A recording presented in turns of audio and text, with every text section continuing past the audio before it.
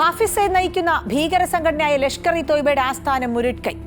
പുൽവാമ ആക്രമണത്തിന്റെ സൂത്രധാരൻ മസൂദ് അസർ നേതൃത്വം നൽകുന്ന ജെയ്ഷെ മുഹമ്മദ് കേന്ദ്രം ബഹവൽപൂർ. ഭീകര കേന്ദ്രങ്ങൾ ഇതൊക്കെയാണ്. രാജ്യത്തിന്റെ ഹൃദയത്തിനേറ്റ ഏറ്റവും വലിയ മുറിവിന് ശക്തമായ മറുപടി. 70 ഭീകരർ കൊല്ലപ്പെട്ടുവെന്നാണ് വിവരം. മസൂദ് അസറിന്റെ കുടുംബത്തിലെ 14 പേർ കൊല്ലപ്പെട്ടതായും റിപ്പോർട്ടുകളുണ്ട്. മുസാഫർബാദ്, ബഹവൽപൂർ, കോട്ട്ലി, മുരുട്കൈ, ചക്കംറു, ഗുൽപൂർ, ബിംബേർ, സിയാൽകോട്ട് തുടങ്ങിയ ഇടങ്ങളിലായിരുന്നു രാജ്യം ആക്രമണം നടത്തിയത്.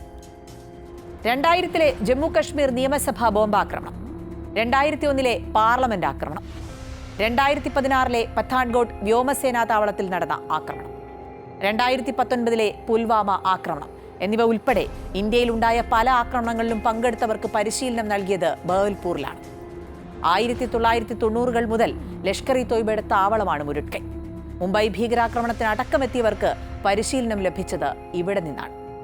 ഭീകരരെ തുടച്ചു നീക്കും എന്നുള്ള ഇന്ത്യയുടെ നീക്കത്തിന്റെ ഭാഗം തന്നെയാണ് ഇത്. ഭീകരതയുടെ വേരറുക്കാൻ രാജ്യത്തിന് കഴിയട്ടെ.